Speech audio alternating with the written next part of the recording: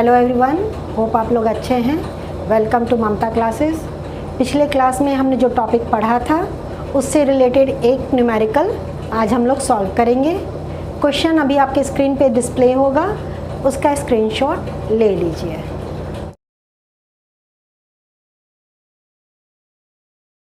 The question says, Brijesh, Charu and Dilip are partners sharing profits and losses in the ratio of 3:2:1. Their balance sheet as at 31st March 2021 was as follows. Creditors, reserves, profit and loss account and capital accounts of the three partners. Asset side है cash, debtors, less provision, stock, furniture, plant and building. सारा normal assets है। The partners agreed that from 1st April 21 they will share profits and losses in the ratio of 4:4:1. This is the new profit sharing ratio. They agreed that stock is to be valued at 20% less. उन्होंने decide किया कि stock को 20% less value किया जाएगा। Provision for doubtful debts to be increase by ₹1500। कितना से बढ़ा देना है? 1500 से प्रोविजन को इंक्रीज कर देना है। Furniture is to be depreciated by 20% and plant by 15%। Furniture का भी वैल्यू कम करना है, प्लांट का भी वैल्यू कम करना है। 3500 are outstanding for salaries. Salaries का कितना बकाया? 3500। पहले से आपका कोई ऐसा आइटम लायबिलिटी साइड नहीं था, तो this is a new liability जो कि अभी आया है। Building is to be valued at ₹3,50,000। आपका बैलेंस शीट में बिल्डिंग शो हो रहा है 3 लाख और उसका करंट वैल्यू करके लाया गया है 3,50,000 पे। Goodwill is valued at ₹45,000। Profit sharing ratio change हुआ है, इस टाइम पे गुडविल का वैल्यूएशन हुआ और बिजनेस का टोटल गुडविल वैल्यू हुआ है 45,000। Partners do not want to record the altered value of assets and liabilities. Partners altered value assets और लायबिलिटीज़ का रिकॉर्ड नहीं करना चाहते हैं। इसका मतलब जो रिवाइज वैल्यू हुआ है उस वैल्यू को अपने अकाउंट्स में शो नहीं करना चाहते हैं। And want to leave the reserves and profits undistributed.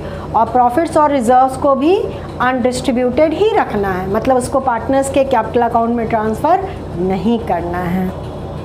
You are required to pass a single journal entry to give effect to the above. एक जर्नल एंट्री के बेसिस पे सारे ऊपर का जितना भी एडजस्टमेंट्स हुआ है उसका इफेक्ट आपको लेना है।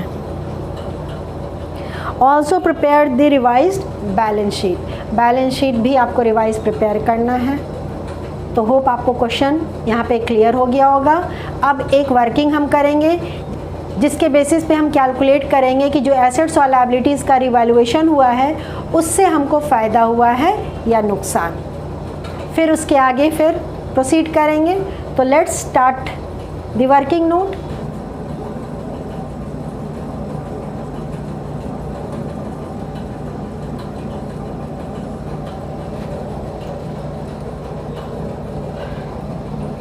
कैलकुलेशन ऑफ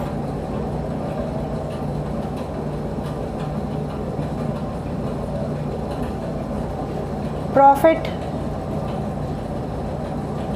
और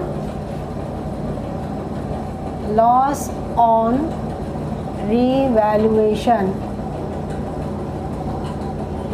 तो जिससे फ़ायदा हो रहा है पहले हम उस आइटम को ऊपर में लिख दे रहे हैं और जिससे लॉस हो रहा है उसको हम नीचे लिख देंगे। तो बिल्डिंग का वैल्यू बढ़ा है 50,000 से, तो सबसे पहले हम उसी को लिख देते हैं। Increase in the value of building।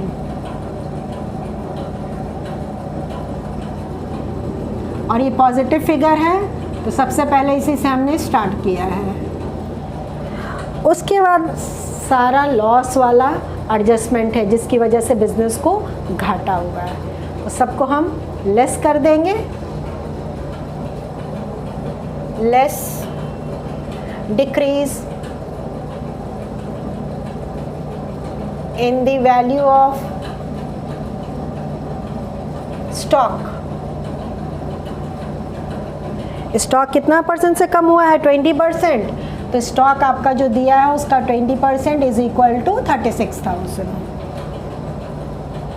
1,80,000 था, उसका 20% 36,000। प्रोविजन को बढ़ाना है तो less increase in the value of provision for doubtful debts 1,500 से। Then decrease in the value of furniture. Furniture को कितना परसेंट से डिप्रिशिएट करना है? 20%। फर्नीचर आपका 30,000 दिया है, 30,000 का 20% 6,000। फिर less decrease in the value of plant. 15% से प्लांट का वैल्यू कम करना है। प्लांट आपका 2 लाख है, 2 लाख का 15% 30,000।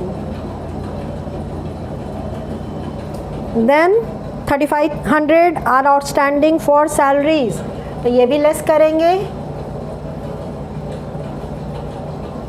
Outstanding salaries 3,500। अब सारा हमने आइटम को कंसिडर यहाँ पे कर लिया है, तो इन सारा का टोटल करके हम कहाँ ले आएंगे? आउटर कॉलम में। तो टोटल कीजिए 77,000। कितना का घाटा हो गया? 77,000। तो 50,000 प्लस में 77,000 माइनस में, तो net loss 27,000। This is loss on revaluation.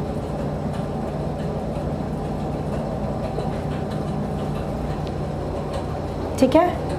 अब रिजर्व्स को भी डिस्ट्रीब्यूट नहीं करना है और गुडविल का भी यहाँ पे वैल्यू करके लाया है।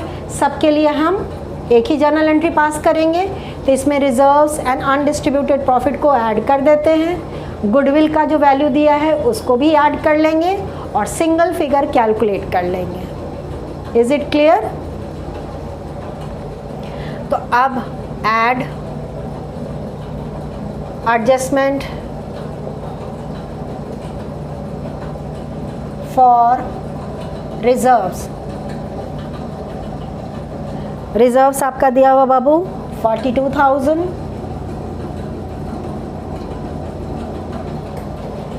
Add adjustment for profit and loss, ये क्रेडिट बैलेंस है, एंड द अमाउंट इज 21,000। मतलब profit. Add adjustment for goodwill. Goodwill has been valued at rupees 45,000.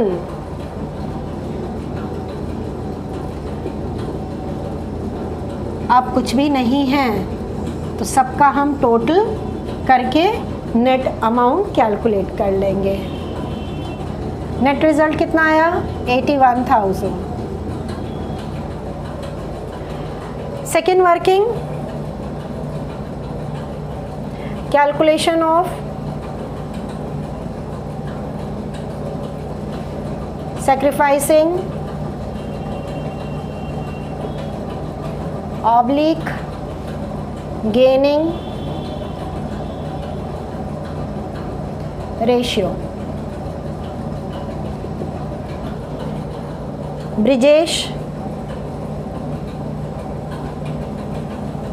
Old ratio आपका दिया हुआ था 3:1, तो 3/6 minus 4/9 old ratio minus new ratio is the sacrificing ratio. LCM,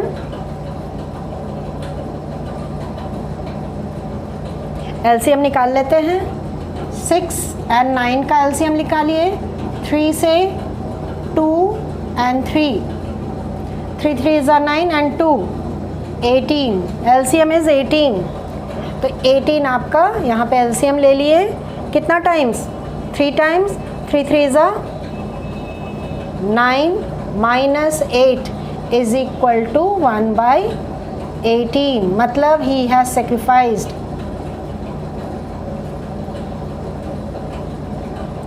Second partner is Charu. Old ratio 2/6, new ratio 4/9.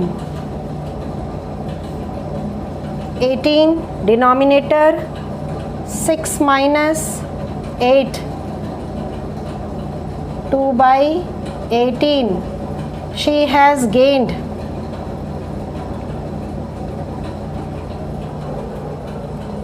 Third partner is Dilip. 1/6 minus 1/9. Denominator में 18. 3 minus 2 is equal to 1/18. He has also sacrificed.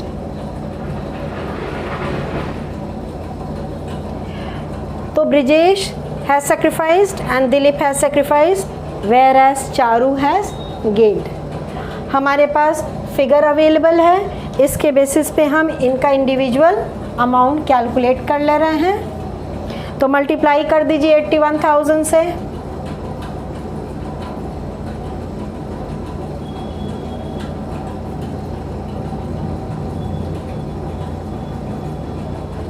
इसका कितना आएगा? 4500.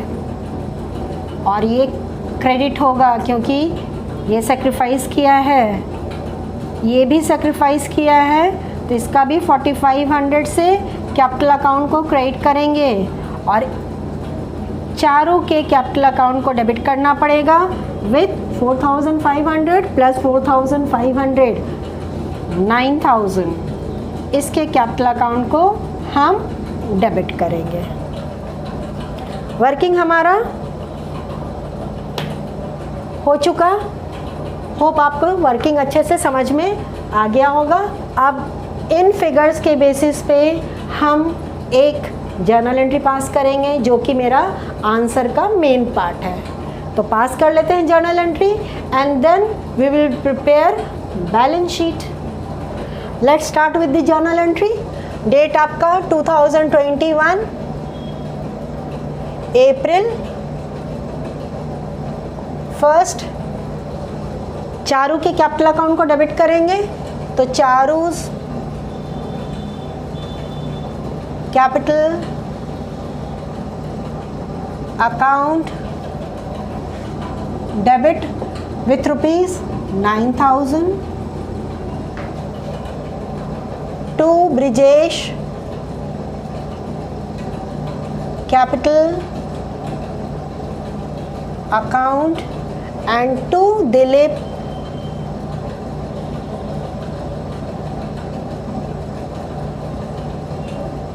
capital account. Brijesh और दिलीप के capital account को credit कर दिए. दोनों में 4500.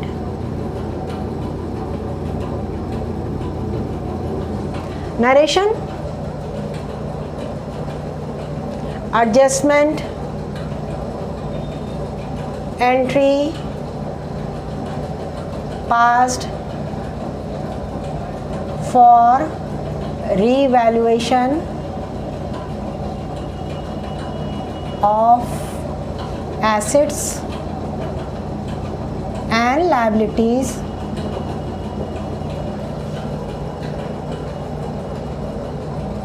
comma reserves comma profit and goodwill. सबके लिए हमने एक एडजस्टमेंट एंट्री पास कर दिया। क्लियर है? अब हमको क्या बनाना है? Balance sheet. Balance sheet as at 1st April 2021। Format balance sheet का है। क्या बोल रहा था क्वेश्चन में? क्वेश्चन में बोला कि partners do not want to record the altered value of assets and liabilities. मतलब जो रिवाइज हुआ है एसेट्स का वैल्यू, चाहे बड़ा हो चाहे घटा हो, लायबिलिटीज़ के लिए भी सेम प्रिंसिपल, उसको रिकॉर्ड नहीं करना चाहते हैं। इसका मतलब जो बैलेंस शीट आपका क्वेश्चन में दिया है जस का तस वही कॉपी होगा, चाहे एसेट्स हो चाहे लायबिलिटीज़ हो। चेंज कहाँ होगा? सिर्फ पार्टनर्स के कैपिटल अकाउंट पे। तो जितना एसेट्स है हम बोलते हैं कि उसको कॉपी कर दीजिए, जितनी लायबिलिटीज़ है जो रिजर्व्स है उसको भी हम कॉपी कर देंगे जस का तस as the amount given in the question. Okay, तो छाप देते हैं। Cash 30,000, debtors inner column 62,000,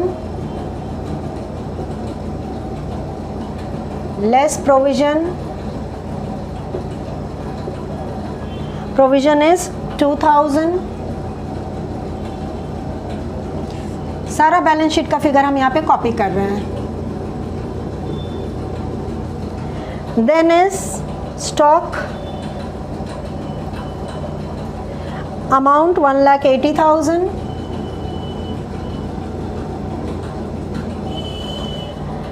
furniture 30,000,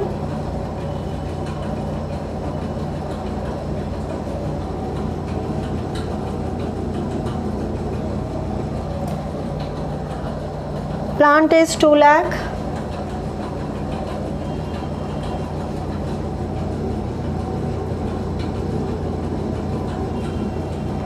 building 3 lakh. Assets हमारा हो गया। लायबिलिटी साइड हमारा था creditors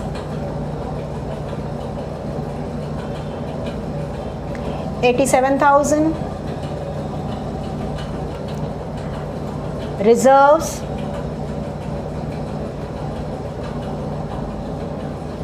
42,000, profit and loss, and this is profit,